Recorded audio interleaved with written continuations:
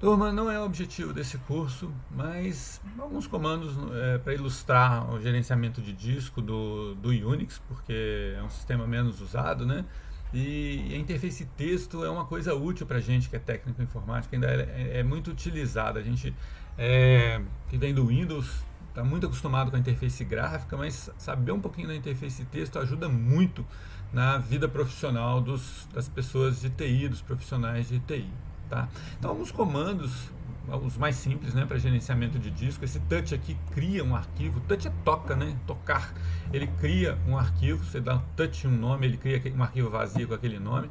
Tá? CP é para copiar, então é CP origem destino, né? CP nome 1 espaço nome 2, ele copia o arquivo nome 1 para o nome 2. MV é um copy com a remoção do anterior, né? Ele move, né? Então MV nome 1, nome 2, ele move os dados do nome 1 para o nome 2 e o nome 1 vai acabar depois.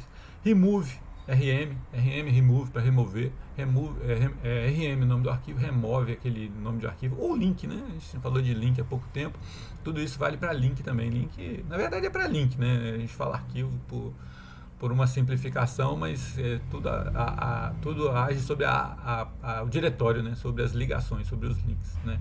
mkdir cria um diretório, mkdir de makedir, né? Make directory. Removedir remove um diretório, tá? fdisk cria tabelas de partição em discos, tá? É um comando bem perigoso. Você consegue destruir um disco com esse comando aí se você não tomar cuidado, tá? O fdisk ele é interativo, apesar de ser texto.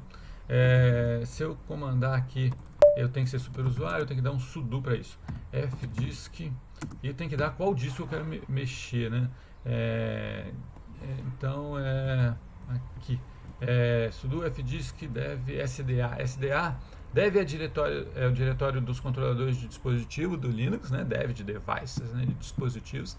SDA é o primeiro disco SD, né? A de primeiro, SD é o primeiro disco. Esse computador que eu estou trabalhando, ele tem um disco SD, né? O disco normal de um cabeçote, aquela coisa girando, são os chips de memória, SD. Então o disco é SDA. Dependendo do tipo de disco, você vai ter aqui uma coisa diferente, né? Barra dev, barra alguma coisa diferente, HDA, HDB, dependendo do... Até para a gente dar uma olhada nos dispositivos, ls barra dev, tá? Tudo isso são controladores de dispositivo, e aí tem uma pancada deles, né? TTY são os terminais. O que a gente tem aqui de interessante? Onde está o H? HIJK. H está aqui. Bom, esses são os dispositivos. Eu não vou perder muito tempo, não é objetivo meu. Eu vou deixar aqui. Eu quero só mostrar o fdisk, a cara dele para vocês. Ele já vem aqui com. Ele é interativo, né? Eu posso pedir um M aqui para uma ajuda. Ele me dá as coisas que eu posso fazer, né? Então eu posso excluir uma partição, posso criar uma MBR, né? Criar um Master Boot Record, lembra da geografia do disco lá? Tá? Listar as partições livres, listar os tipos de partições conhecidas. Isso é interessante. Vamos lá, L, né? L mostra os tipos de partição conhecida. Isso, L.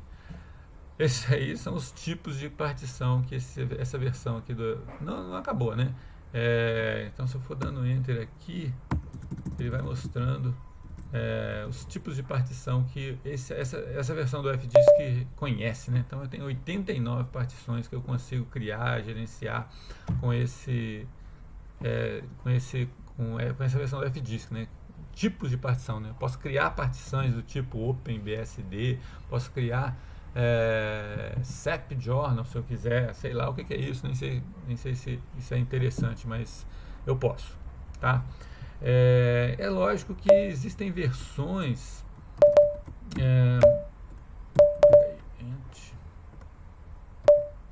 existem versões gráficas para esses comandos, né? No caso do Linux a gente tem um gpartd, que é uma versão gráfica para a gente controlar as partições, né? Então ele me mostra aqui num desenho, tem uma partição EFI que é para boot, para essas BIOS novas, tem problema para boot direto em extensão que não seja FAT, né? Que não seja do Windows.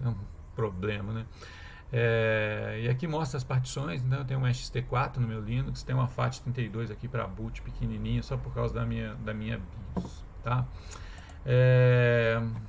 Ok, o que mais que eu tenho aqui? MKFS para fazer uma partição, Make File System, né? Criar sistema de arquivos. Na verdade, não é para criar uma partição. A partição a gente cria com FDisk, mas para instalar um sistema de arquivos naquela partição, eu posso fazer com um MKFS, né? O Gpartd faz isso também, fica mais fácil. Mount e Unmount. Se eu tenho um disco, eu quero montar, ou seja, eu quero acessar aquele disco, eu tenho que usar o mount. As versões mais novas do Unix, do Linux, eles têm os automount, né? Você já espeta um pendrive lá, ele já monta, já consegue usar. Antigamente a gente tinha que usar esse comando, mount, tá? O controle de permissões é uma coisa muito interessante no Unix e é bem simples. Bom, é bem inteligente, eu diria, é bem interessante, tá? Se a gente olhar aqui no arquivo, ou melhor, no diretório, essas letrinhas aqui, elas são o que cada tipo de usuário pode fazer. E a gente tem 3 categorias de usuário para controlar, tá? Então eu tenho o dono do arquivo. Então, por exemplo, esse arquivo aqui é do Marcelo, tá? Eu tenho alguém que seja do grupo do dono. Então, por exemplo, esse arquivo é do grupo Marcelo. Então você pode colocar e tirar as pessoas do grupo Marcelo. Esse aqui é do root. Eu poderia ter grupos tipo alunos ou professores, e aí eu poderia colocar isso aqui, tá? Por default, para cada usuário é criado um grupo e as coisas que você cria vão sendo automaticamente colocadas nesse grupo com o seu nome. E aí, se você quiser dar acesso aos seus arquivos para outra pessoa, é só colocar aquela pessoa no seu grupo. Então eu posso pegar aqui, por exemplo, o Marcelo, colocar no grupo root para ele ter acesso a esse diretório aqui, primo, React Native, tá? Mas aqui nessas letrinhas eu tenho o que cada integrante dessas categorias, né? Bom, faltou uma categoria, eu acho, né? É o dono do arquivo, alguém que seja do grupo do dono, do grupo do arquivo, e o resto do mundo. A terceira categoria é o resto do quem não é nem do grupo e nem é dono do arquivo, tá? Nessas letrinhas eu digo o que cada cara dessas categorias pode fazer. Então aqui, por exemplo, R é para read, é para ler, W é para escrever, é write, e X é para executar. Execute é como é, mas o X é de executar.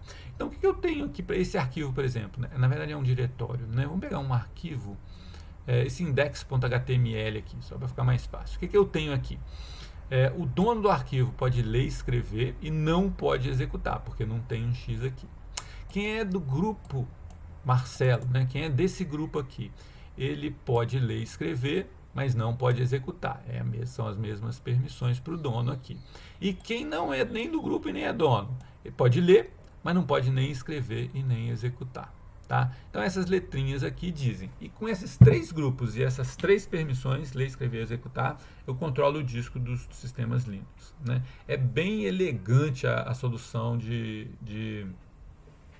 controle de acesso dos discos das máquinas Unix e Linux, né? É simples, é fácil de entender e te dá uma versatilidade muito grande, né? É lógico que você vai ter que colocar os arquivos dentro dos grupos, ou às vezes vai ter que criar links para conseguir dar um acesso que você não consiga com essa estrutura. Os links entram, né, nessa mecânica aí de você de controle de acesso, mas é simples e é muito versátil, tá? A gente tem comandos que eu não coloquei aqui para controlar essas permissões, né? Então eu tenho chown, por exemplo, troca o dono do arquivo. Eu posso dizer que esse arquivo index.html não é mais do Marcelo, ele é de outro usuário qualquer.